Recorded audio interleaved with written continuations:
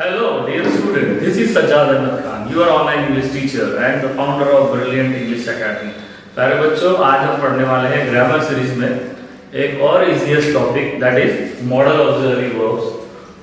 अब आपने इसके पहले पढ़ा है ऑक्सिलरी वर्ब्स, सहायकारी क्रियापद या मददगार फेल उसको उर्दू में बोला जाता है। तो वो क्या होता है? एम, इज, आर प्रेजेंट में, पास्ट में was, were, has, have in present tense and we can use had in past tense।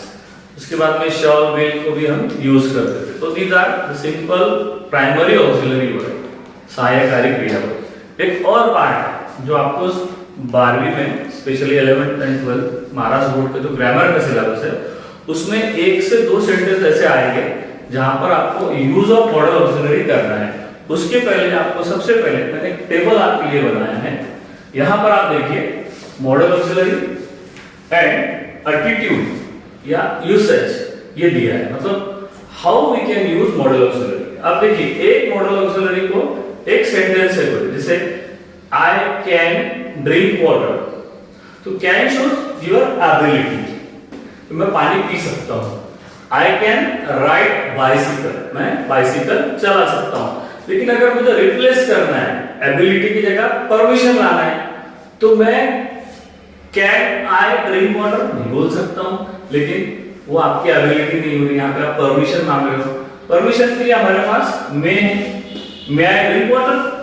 तो आपने अगर मॉडल ऑक्सिलरी बदला तो एटीट्यूड बदल जाता है, सेंटेंस का मीनिंग बदल जाता है। शुड आई ड्रिंक वाटर या आई शुड ड्रिंक वाटर। तो अगर आप मॉडल ऑक्सिलरी को यूज करते हो तो नेचुरली उसका जो एटीट्यूड है, उसका जो यूसेज है, उसका उपयोग है, उसका जो इस्तेमाल है वो बदल जाता है। यही हमको देखना है। मतलब आप एक सेंटेंस में सारे मॉडल ऑक्सिलरी वर्ब यूज कर सकते हैं। I can ride a bicycle, ability हो जाएगा। Could I ride a bicycle, polite request हो जाएगा। Will I ride a bicycle, तो ये आप परमिशन मांग रहे हैं। I will ride a bicycle, ये फ्यूचर एक्शन हो जाएगा। I would ride a bicycle, मतलब बाइसिकल चलाना मेरा हैबिचुअल एक्शन है। I should ride a bicycle, you should ride a bicycle, मैं आपको सलाह दे रहा हूं, मशवरा दे रहा हूं, सजेशन दे रहा हूं, मार्गदर्शन कर रहा हूं कि आपको बाइसिकल चलाना चाहिए, it is very good for health. तो you should ride a bicycle. You may ride a bicycle, तो मे से मैं permission, I may ride a bicycle, may I ride a bicycle, तो ये हम परमिशन भी ले रहे हैं और ये लेस सर्टेन। अगर मैं बोलता हूं मे आई राइड अ बाइसिकल, तो मैं बोल रहा हूं कि कंफर्म नहीं हूं, मैं शायद मैं चलाऊंगा भी। Now I can ride my two wheeler, तो ठीक है। तो मे से हम परमिशन भी बताते हैं, लेस सर्टेन बताते हैं। माइट से हम बताते हैं पॉसिबिलिटी, जैसे I might ride a bicycle, मतलब मैं बाइसिकल चलाऊंगा, चांसेस कम है। It might be rain today, आज बारिश होगी। माइट मतलब पॉसिबल। आपके फादर अगर पूछते क्या बेटा आपका नीट में इस साल हो जाएगा एमबीबीएस के लिए, तो आप उनको क्या बोलेंगे? अगर आपको डेफिनेशन डेफिनाइट है कि मैं हो ही नहीं जाऊंगा तो आई मस्ट यूज करें, नहीं तो फिर आप माइट यूज कर लो। माइट में आपका सेफ्टी है, I might be secure good rank in NEET. तो माइट में आपके पापा बोलेंगे अरे क्यों रे तू तो बोल रहा था कि तू पास हो जाएगा, अच्छे मार्क्स लेगा, तो आप बोले आपके पापा को मैंने माइट पे यूज किया था, मस्ट तो थोड़ी किया था। तो माइट मतलब पॉसिबिलिटी, हुआ तो हुआ, नहीं हुआ तो नहीं हुआ, 50% चांसेस है।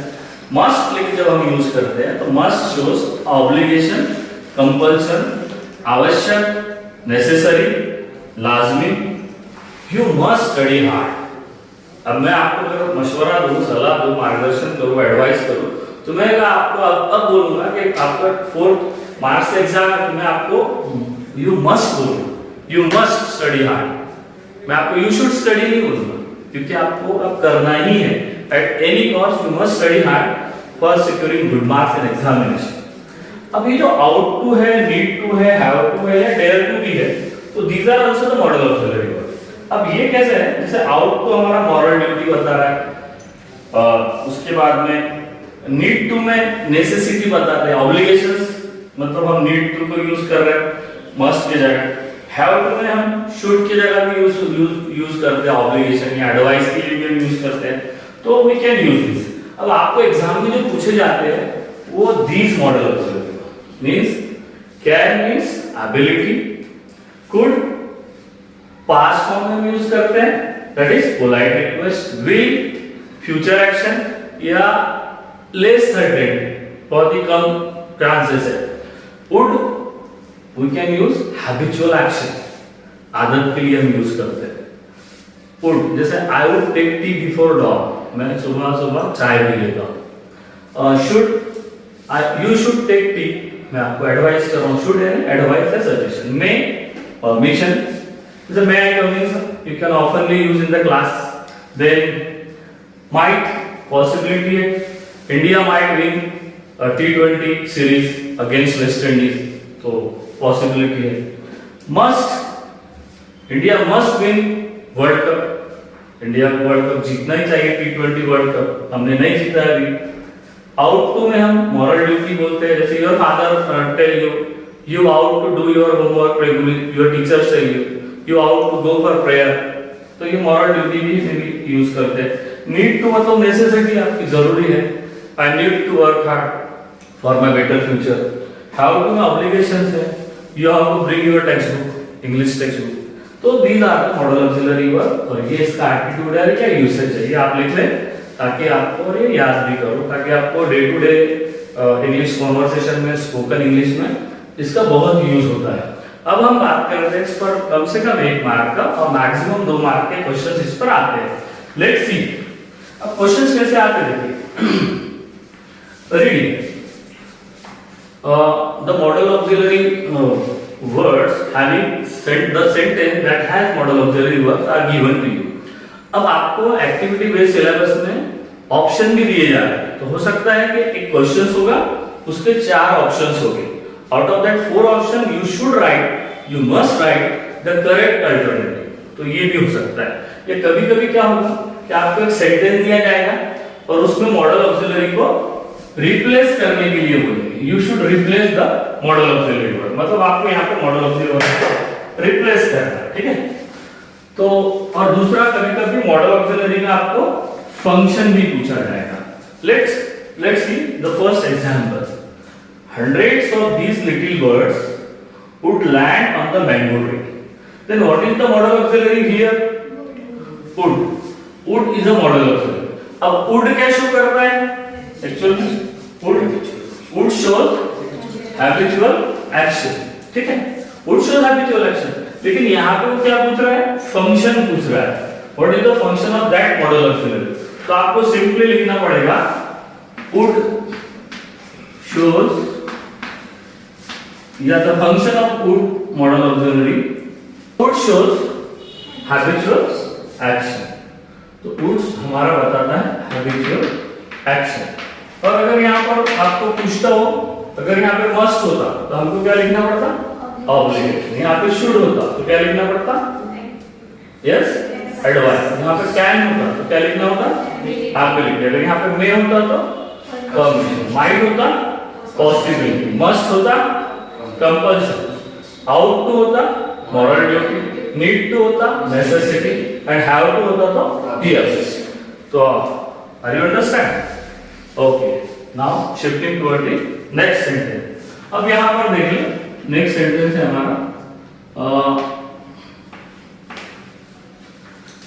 Free your mind from the bonds and shackle of ignorance.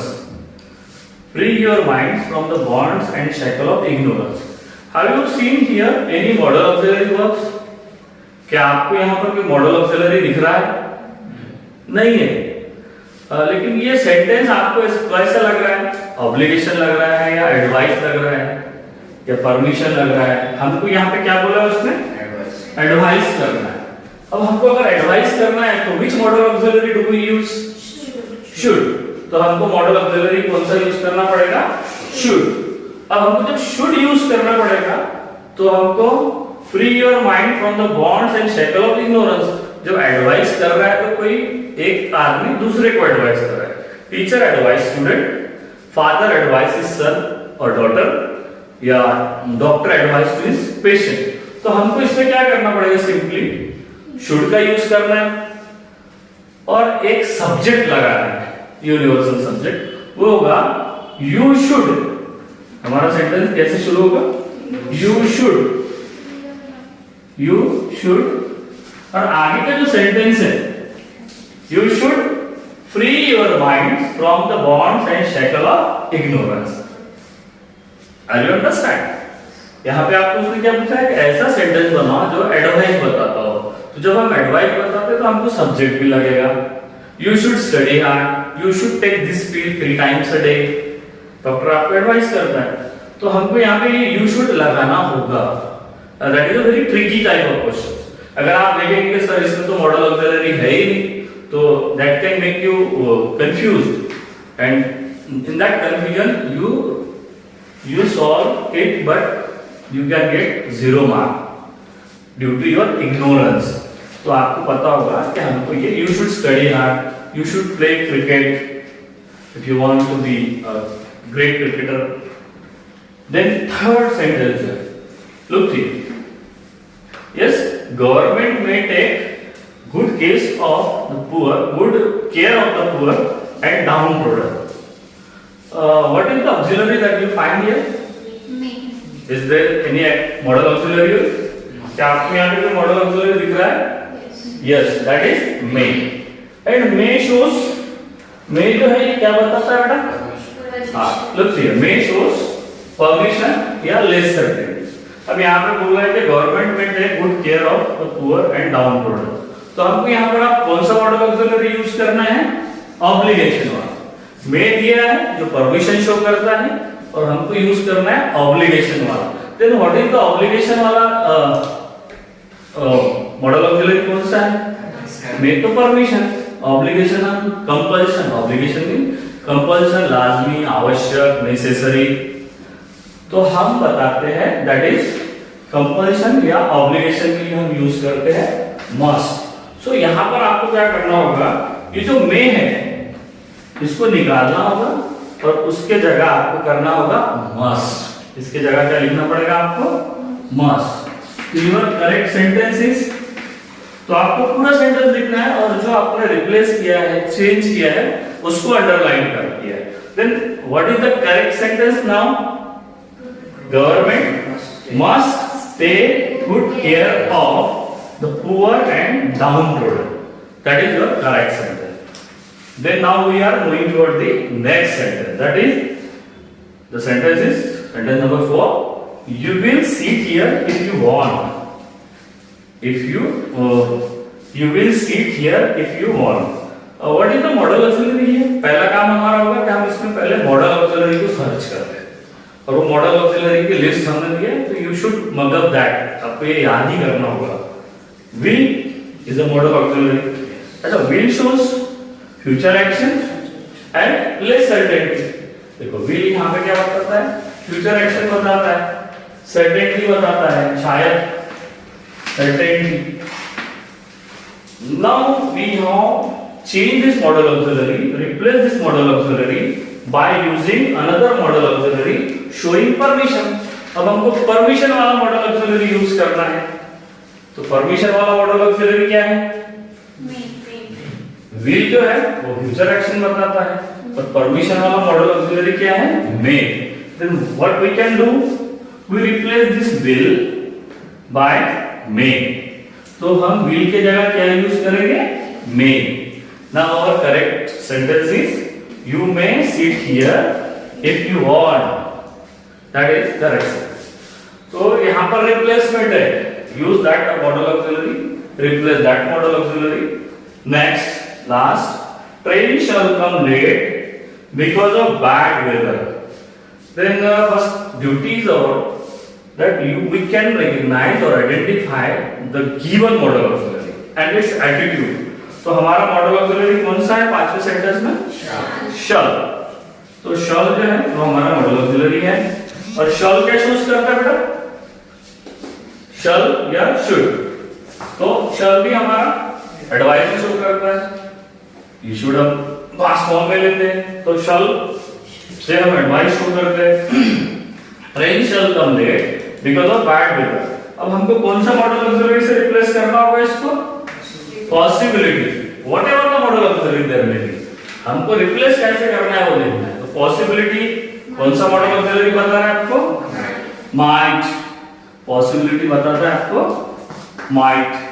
तो you can replace shall by another model auxiliary, that is might, M-I-G-H-T। दोनों मॉडल ऑक्सिलरी ना लिखें, train might come late because of bad weather, और जो bracket में ये instructions है वो भी नहीं लिखना है। तो that is a very simple questions, very easy to understand, very easy to write, and if you learn this chart, model auxiliary and its usage or attitude, you can confidently solve this question and get at least 1 mark from out of 7 marks. So I hope you understand. Thank you very much for watching.